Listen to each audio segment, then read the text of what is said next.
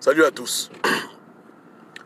Gloire soit rendue à Dieu, hein. Et yo, Nzambé, notre Dieu tout-puissant, gloire lui soit rendue, soyez tous bénis. Les choses continuent, n'est-ce pas, non? Sur ma page, on reste focalisé sur l'objectif, éradiquer la vermine de l'opposition. Donc, tout à l'heure, je ferai un live pour vous mettre au courant. Les choses avancent et Dieu, vraiment, avait prévu ce temps. Je vous assure que ce qui se passe aujourd'hui n'est pas le fruit du hasard. C'est l'Éternel tout-puissant qui veut sauver son pays. Et sauver le Gabon, c'est aussi mettre de l'ordre dans le camp de ceux qui se battent pour la liberté. Donc Dieu au contrôle. Il y a des témoignages magnifiques que je ne peux pas vous relater maintenant. Parce que pour beaucoup de choses, le silence est d'or. Il y a des gens qui aident et qui ne veulent pas forcément se faire connaître parce qu'ils se disent que bon, c'est du bénévolat pour le Gabon. Mais la vérité, dans ce combat contre la corruption qui a appauvri le Gabon, le temps arrive où même un centime volé ne pourra plus sortir de ce pays. Et le temps arrive où ceux qui se sont enrichis de manière illicite sur la misère du peuple gabonais se retrouveront soit dans la tombe ou soit en prison. Ainsi parle l'Éternel. Je vous donne ma parole. De tous les bords politiques, hein, voilà. Bon, on parle des vraies choses ici. Est-ce que Brice Lacruche Alianga va trouver la mort comme Alexis Ndouna? La question mérite d'être posée parce qu'elle est essentielle. D'abord, petit récapitulatif. Lorsque M. Lacruche était directeur de cabinet, dans les débuts, j'ai reçu une prophétie pour lui, que j'essaie de lui transmettre au téléphone, de vive voix, mais il m'a été impossible de le contacter. Chose qui étonnera beaucoup de gens, mais c'est la vérité. Et c'était simple. Dieu disait à Lacruche que tu es dans une position élevée, fais tes réformes, arrange le pays comme tu veux, mais ne songe jamais à prendre le pouvoir et ne fais jamais rien pour prendre le pouvoir.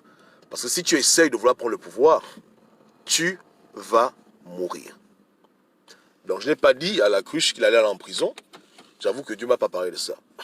J'ai juste vu des gens l'égorger, le sang coulait de partout, il mourait. Parce qu'il avait voulu prendre le pouvoir au Gabon. Le pouvoir qui est détenu aujourd'hui par ceux qui détiennent le pouvoir. Voilà.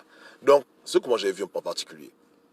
Mais lorsque il a été arrêté, j'avoue qu'il y a eu un petit boucan qui s'est fait.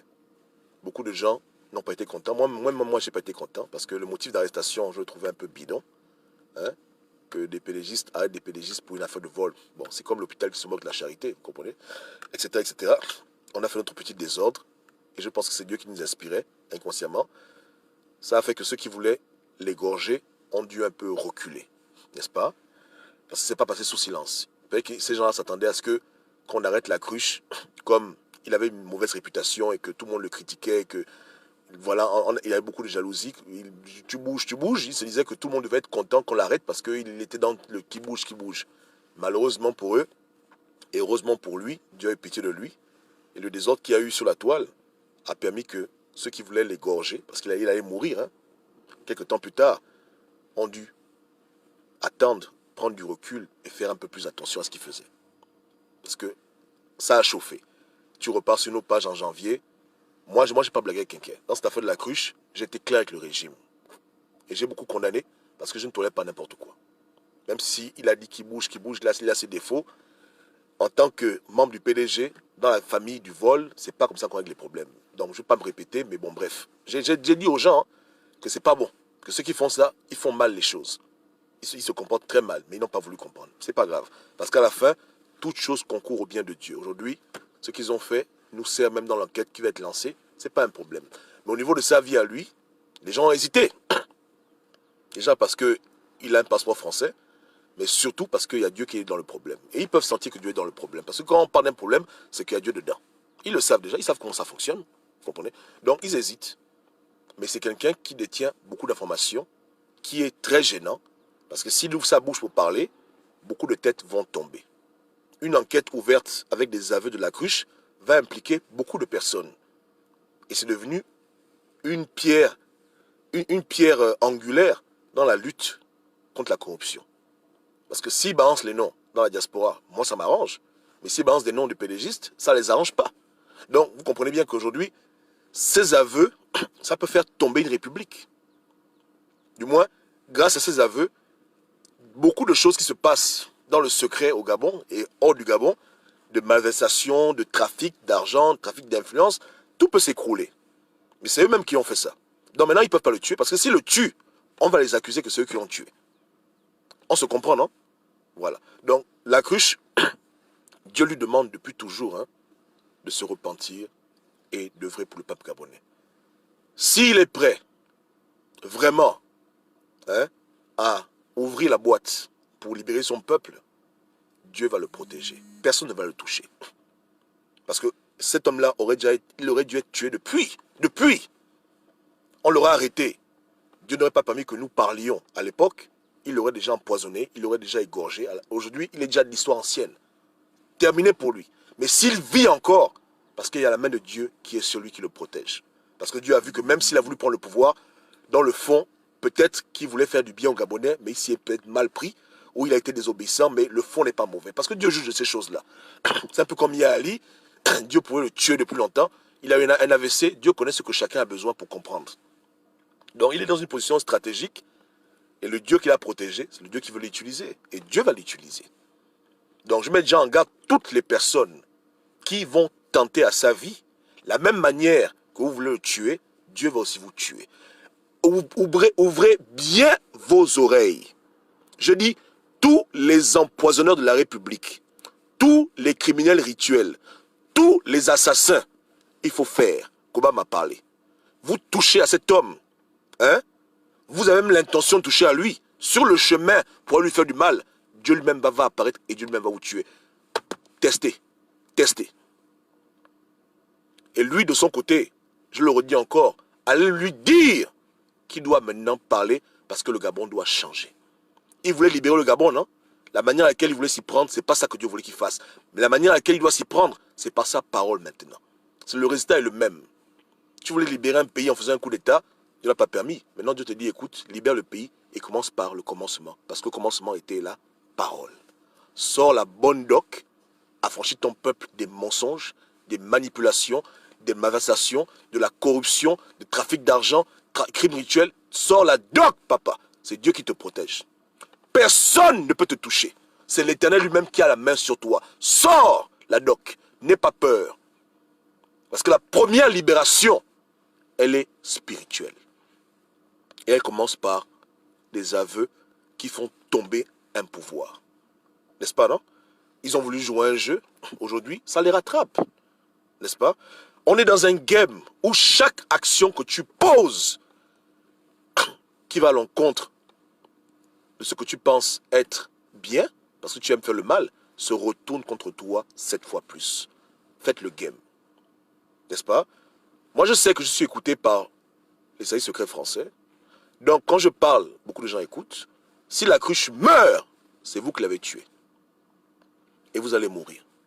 Vous allez mourir comme lui. Dieu a dit que le Gabon doit changer. Le Gabon va changer. Que les gens le veuillent et qu'ils ne le veuillent pas. Que les gens se battent contre le destin. Ils perdent leur temps. Je fais que le répéter aux gens que les temps ont changé. Les temps ont changé. Vous n'allez pas le tuer. C'est vous-même qui allez mourir. Il va parler et des têtes vont s'écrouler.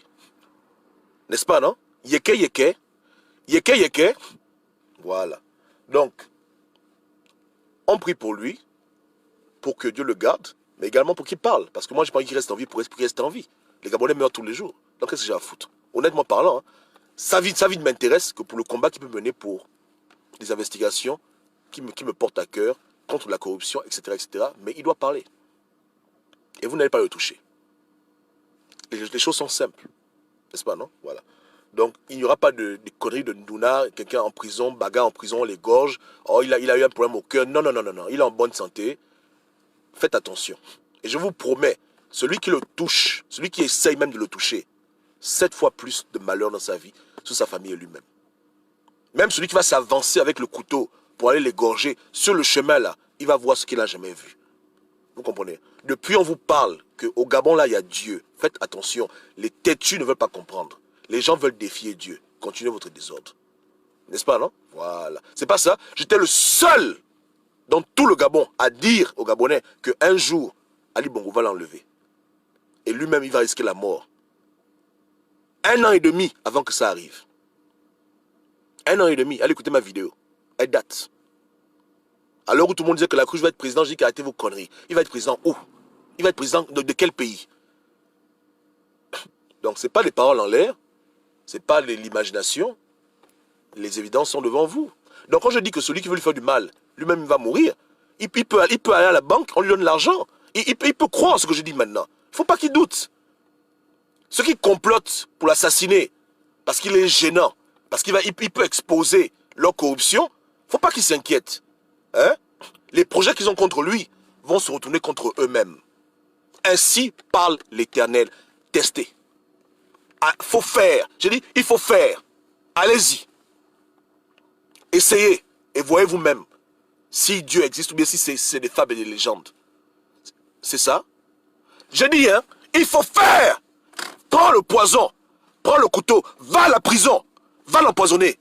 Et dis-moi ce qui va t'arriver. Allez-y. Parce que beaucoup d'entre vous, souvent,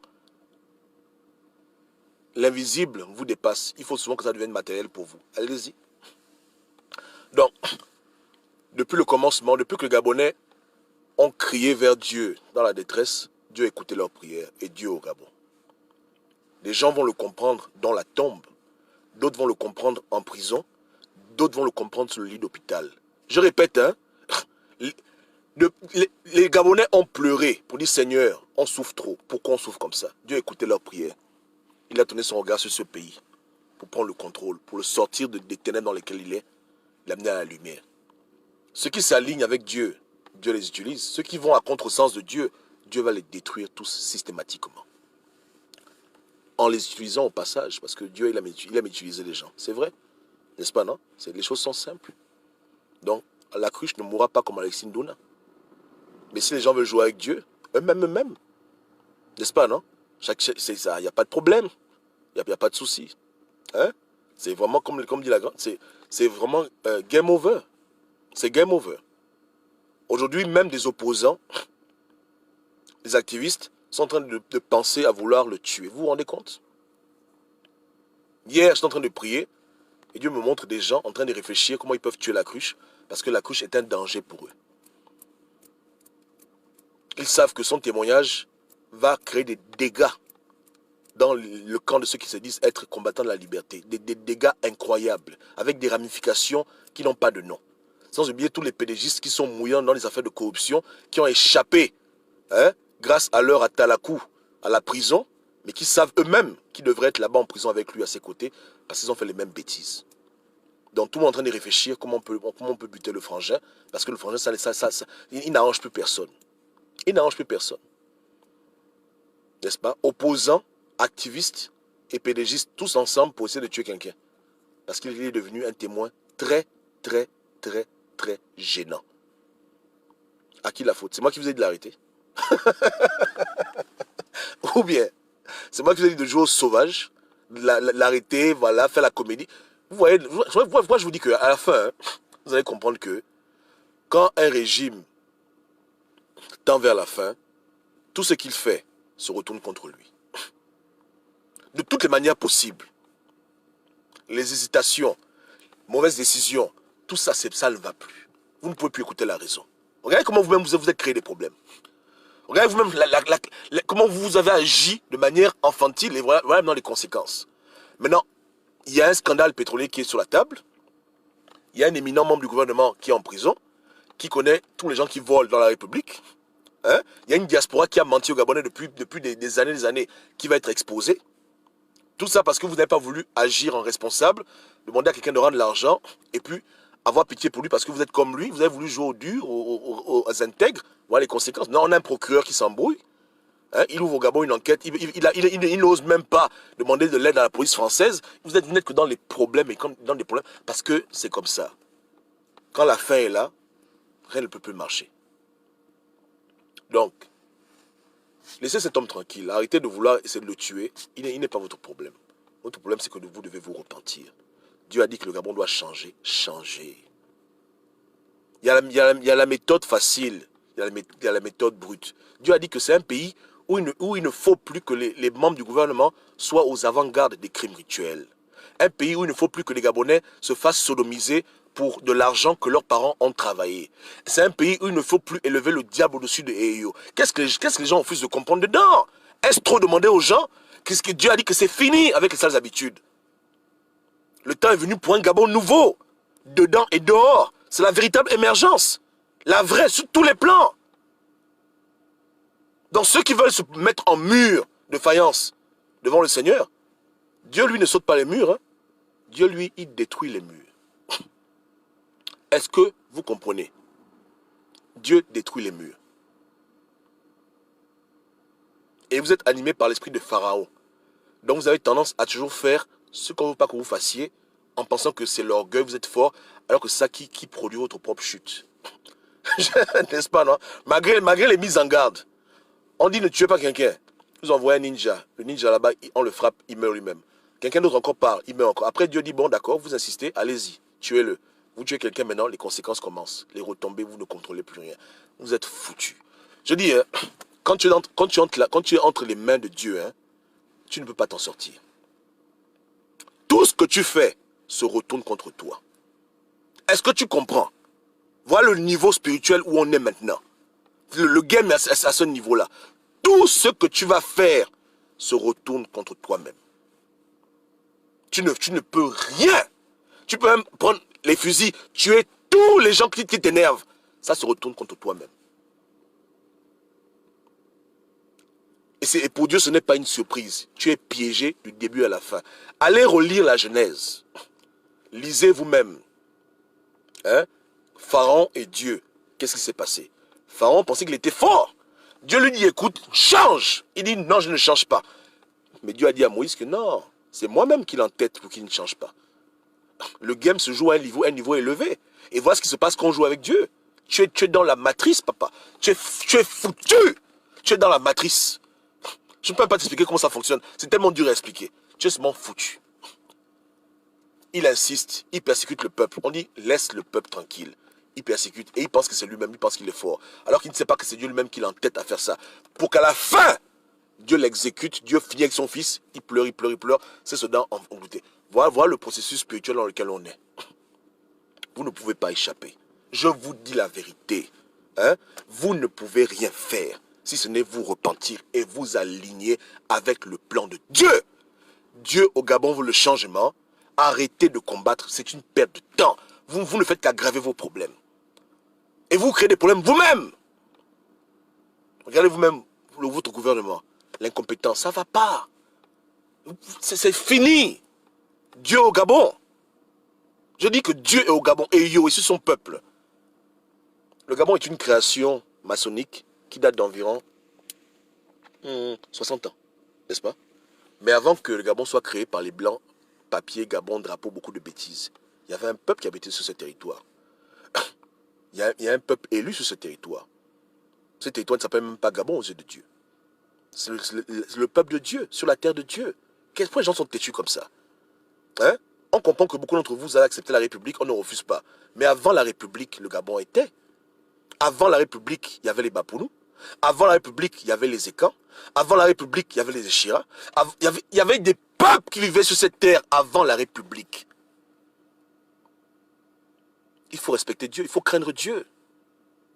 Il faut craindre Dieu. Ok. Donc, il n'y a pas de problème. C'est tranquille.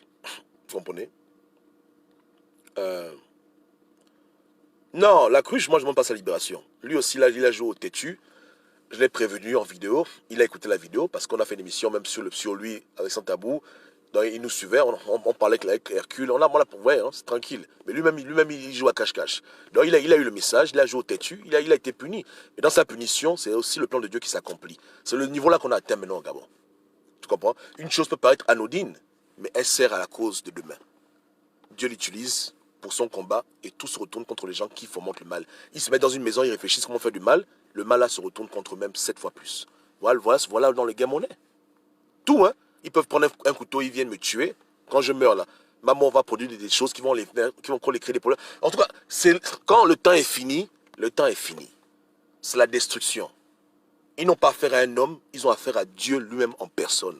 Le Dieu de Rinaldi, hein, le Dieu des morts de 2016, le Dieu qui a amené nos ancêtres sur cette terre, ils ont affaire à Dieu en personne. Ils ont affaire à notre papa. Et ça chauffe pour eux. Ils ne vous disent même pas tout ce qu'ils voient la nuit quand ils dorment. Ils cachent aux gens beaucoup de choses. Ils ne disent pas aux gens la vérité. Parce que beaucoup d'entre eux, ils voient des choses, ils entendent des choses, ils sont persécutés. Ils ne disent pas aux gens, ils font semblant comme si tout allait bien. Mais eux-mêmes, ils savent que ça ne va pas. Hein? Ils ont beau faire la magie, rien ne fonctionne. C'est plus bon. Tout est paralysé. Parce que c'est pas moi qui combatte. Moi, j'ai dit aux gens, je ne suis pas le sauveur du Gabon. Hein. Je ne suis qu'un porte-parole. Je leur dis seulement ce que Dieu va faire. Et quand Dieu me dit qu'il va les finir, ils peuvent me faire confiance. Il va les finir. Donc, la balle est dans leur camp. Il n'est jamais trop tard pour se repentir. Au lieu de réfléchir à tuer la cruche, amenez-le à l'église, priez avec lui, demandez à Dieu pardon. Repentez-vous avec lui. Au lieu de chercher à vouloir éliminer les gens, repentez-vous. Dites à Dieu, pardonne-nous nos offenses. Et pitié de nous, Seigneur.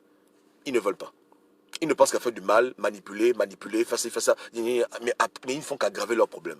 Aggraver leurs problèmes. Aggraver leurs problèmes. Jusqu'à quand est-ce qu'ils vont comprendre que le mal ne paye plus dans ce pays? Jusqu'à quand?